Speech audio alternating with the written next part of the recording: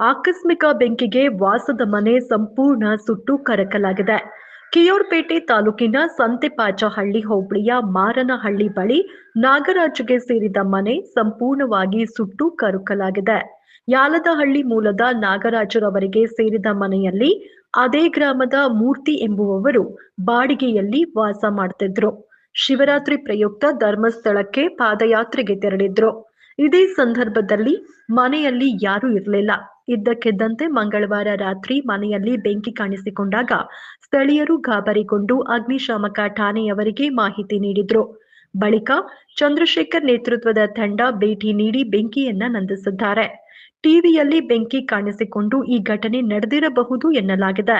ಒಟ್ಟಾರೆ ಮಾಲೀಕರು ಹಾಗೂ ಬಾಡಿಗೆದಾರರಾದ ಮೂರ್ತಿರವರ ಬಡ ಕುಟುಂಬ ಬೀದಿ ಪಾಲಾಗಿದೆ.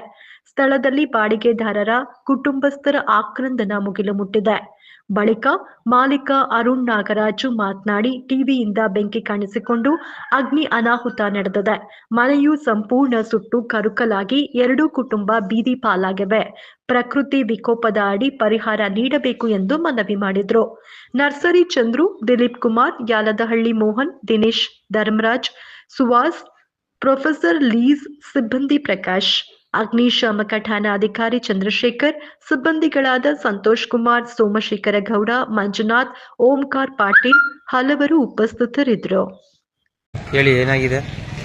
ನಮ್ಮ ಹೆಸರು ಅರುಣ್ ಅಂತ ಅಂದ್ಬಿಟ್ಟು ಯಲದಹಳ್ಳಿಯವರು, ಕಿಯೋರ್ಪೇಟೆ ತಾಲೂಕು, ಮಂಡ್ಯ ಜಿಲ್ಲೆ. ಅರಿಲ್ದಮ್ ದೇವಸ್ಥಾನ ಹತ್ರ ನಮ್ಮ ಮನೆ ಇತ್ತು. ಅದು ಬಾಡಿಗೆದಾರರು ಮೂರ್ತಿ ನಿಂತಿದ್ರು. ಅವರು ಪಾದಯಾತ್ರೆ ಹೋಗಿದ್ರು. ಅದು ರಾತ್ರಿ ತೀರಾ ಕಡುಬು ಮಾಡೋರವರು ರಾತ್ರಿ ಅದು ಕಾರಣಾಂತರದಿಂದ ಮನೆ ಹಚ್ಕೊಂಡು ಹುರಿದು ಪೂರ್ತಿ ಅವರಿಗೆ ಅವ್ರ ವಸ್ತುಗಳೆಲ್ಲ ನಾಶವಾಗಿದೆ. ಚಿನ್ನಾಭರಣಗಳು, ಆಮೇಲೆ ಎಲ್ಲ ಪೂರ್ತಿ ಸುಟ್ಟು ಬರಕಲಾಗಿದೆ. ಹೀಗಾಗಿ ಆಮೇಲೆ ನಮ್ಮನೆ ಪೂರ್ತಿ ಸುಟ್ಟು ಭಸ್ಮ ಆಗಿದೆ. ಇದರಿಂದ ಪ್ರಕೃತಿ ವಿಕೋಪದ ಕಡೆಯಿಂದ ನಮಗೆ ಅದು ಪರಿಹಾರ ಕೊಡಿಸ್ಕೊಡಿ ಅಂತ ವಿನಂತಿ ಕೊಡ್ತೇವೆ.